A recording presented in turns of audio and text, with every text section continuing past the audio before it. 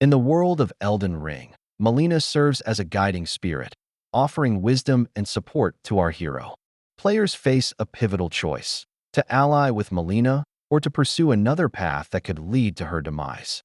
Killing Melina triggers immediate changes in gameplay, affecting your interaction with the world and its characters.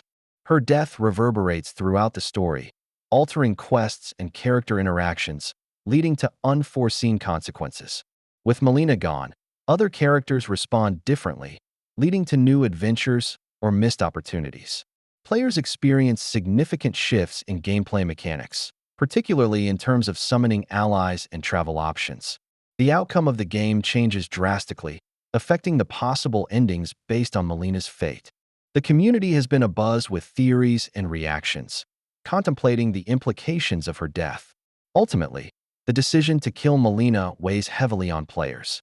What path will you choose?